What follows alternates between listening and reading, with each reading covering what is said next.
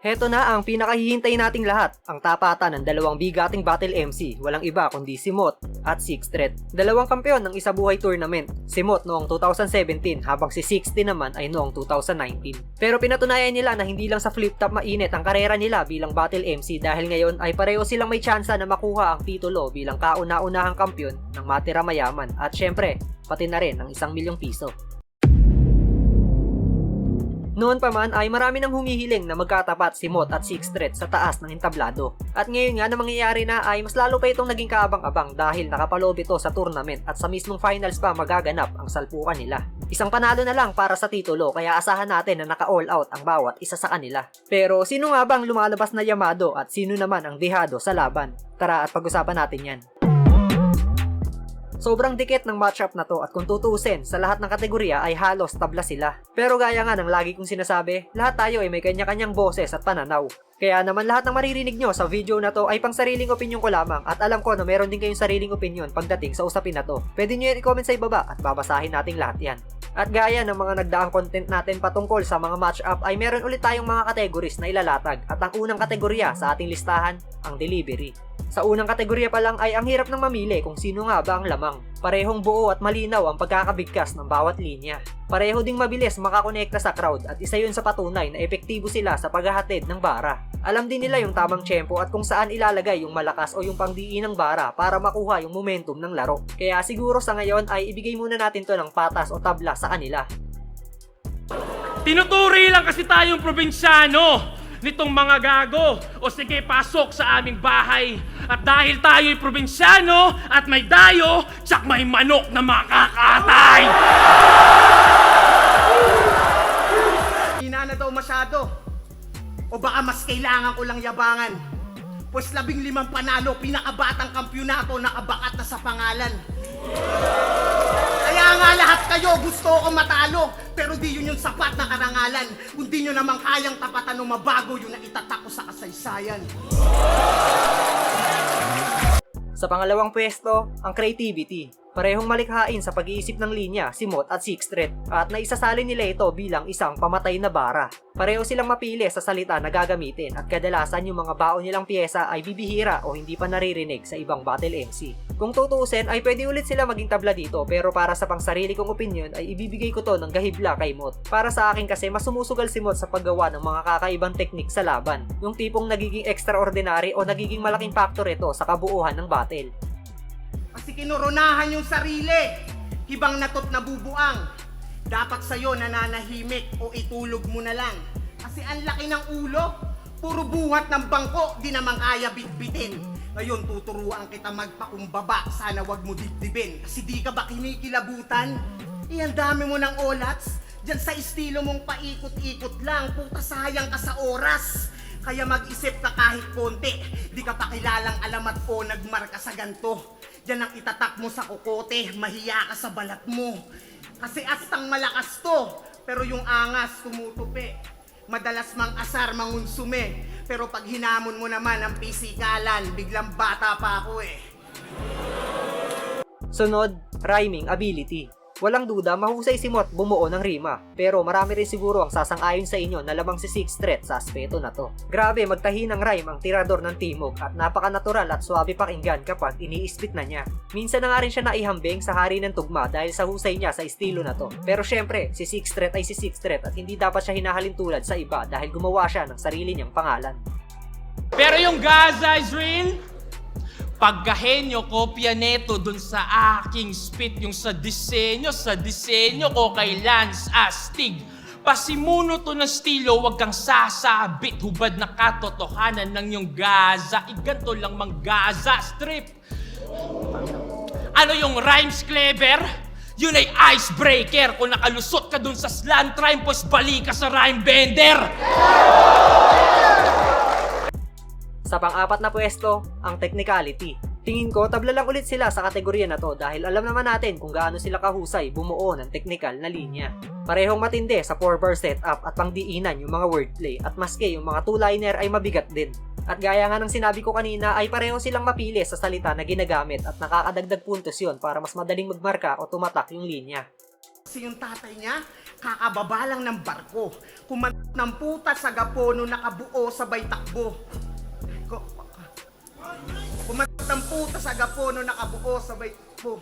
Oh, ba't di mo pa napagtanto? Sinadya kong mawala kasi alam kong papahanap mo.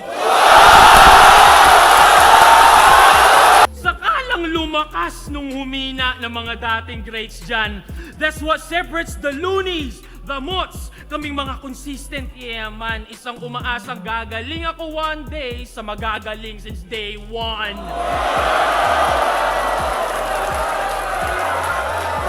Sa panglimang pahina, ang consistency. Karamihan siguro dito, tabla ang magiging opinion. Wala nga naman kasing nagpabaya sa kanila dahil pareho na silang nasa finals. Pero para sa akin lang at sa tingin ko yung iba sa inyo ay hindi sasang-ayon dito. Dahil nakapaloob lang sa matira mayaman yung pinag-uusapan dito ay ibibigay ko to kay Sixth Threat. Kasi nakita ko na mula umpisa ng torneo hanggang sa semifinals ay hindi bumaba kundi laging paangat yung performance na ipinapamalas niya.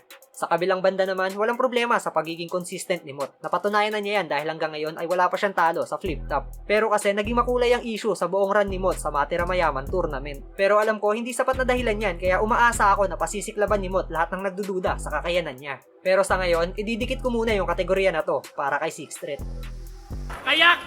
Kaya kitil ka sa akin, gago! Kahit si Phoebus pa iyong amo! Kahit may assist ka palang hurado! Ang kaso, di marumi ang DDS, ikay malinis! Pang-anim, ang jokes. Eto, pareho nilang hindi forte to, pero paminsan-minsan ay bumibitaw sila ng mga komedya na linya. Pero tingin ko mas epektibo si Mot kapag gumagawa ng mga witty jokes dahil may mga pagkakataon na kapag komedyante yung kalaban niya ay sinasabayan niya to sa mga patawa na linyahan. Pero kahit na ganon, hindi pa rin nawawala doon yung pinaka-highlight ng estilo niya. At isang advantage yun, yung makapagpamalas ka ng iba't ibang elements sa laban. Kasi tignan mo naman, napunta na sa batok lahat ng balat mo sa leeg. Mamaya habang bumabanat, pwede nyong i-check lalo pag nakatagilid. Sa likod, dalawang taba yung magkapatong parang may extra siyang bibig. Kaya pala rinig na rinig kahit di mo na itodo. Sipin mo, pag tumatangu-tangu ka, yan yung nagsasalita ng oo. Hindi sila umaasa sa rebuttal pero may kakayanan silang gawin at ipamalas ito. Mahusay din magbalik ng linya si 60. Pwede nga sanang tabla sila dito pero para sa akin mas pangdiinan yung mga rebuttals ni Mot. Although yung iba doon ay pre-mid rebut pero nakakabilib pa rin yun dahil kumbaga parang ang nagbaon ng extra bala sa laban. Nakita kang demotivated nung wala kang fanbase sa Bisaya kasi ikaw yung young kid na crowd favorite pero parang di na yata. Ganyan talaga, wala ng favoritism kapag hindi ka na bata. Aware si Boss P sa issue, kaya nga nandito tayo Baka sakaling bumalik yung gigil pag may kababayang umalalay. Humina na daw ako. Yun nga rin yung pansin ng mga tao. Sa gitna ng battle rap na may metang pabago-bago. Yung dating batang hindi mapigil, yung gutom daw biglang naglaho. Yun nga nag-alis na ako ng gigil, ba't hindi pa rin matalo? Sa pangwalong pahina, ang rap skills. Ito sa tingin ko, si Sixth Threat naman yung makakakuha sa kategorya na to. Kapag bumabattle kasi si 60 ay mas suwabe at nasa metro yung pag-spit niya ng mga linya. Hindi man pangratratan yung bitaw pero nagagawa pa rin niya maging unique yung flow. Tas grabing pangingayon ko kay GL sa mga post dahil sa wrong grammar niya. Si Lipcram yung kabatel, huwag kang squatter, tang ina. Parehas pa naman ang bayan. Tiga Leyte yan sila, o inggit bayan sa kababayan at kasabayan dahil ba sa bayan nyo ay mas tinuring na bayani siya? Are mag, 13-1 na ako. Kung susumahin lahat sa aking standing Brad, inahamon mo pa yung black, isa tirador lang nga, nasa baba ka pa ng ranking, ipano pa kaya sa may mga higher rank?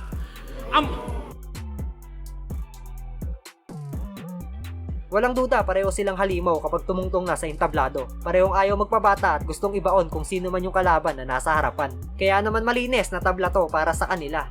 Sinabihan mo daw yung mga tropa mo, wag mag-react sa rounds ko? Sige! Gaga! Maaaring lamangan mo ko sa ingay, pero sa isip, asa! Lagyan mo man ng silencer, aking matitinding bara, mapipigilan mo lang yung tunog pero hindi yung bala! Sabay banat ng, hindi ako malakas, walang istilong tumatak. Pakurap-kurap pa ay sos, Mukhang iiyak para sa simpatsya gamit kasiraan niya at flaws. Pues baliwala mga sigaw kung sa sarili mo ikaw lang din ang bumastos. Ginamit mo lang mga flaws mo sa round para sa round of applause. Palakpakan. At ayan nga ang ating preview battle sa paparating na Matira Mayaman Finals, ang tapatang Mot kontra Sixth Threat. Sino kaya ang tatanghalin bilang kauna-unahang kampyon ng Matira Mayaman at mag-uuwi ng 1,000,000 piso? Ang 2017 isabuhay champion ba na si Mot na kilala natin na mahirap kuhanan ng panalo? O ang tirador ng Timog na si Sixth Threat na kampyon din ng isabuhay noong 2019? Sino ang manok mo sa salpukan na to? I-comment mo na yan sa ibaba at pag-usapan natin yan. At bago tayo matapos, iniimbitahan kita na i-like ang video na to bilang suporta at mag-follow at subscribe sa ating Facebook page at YouTube channel.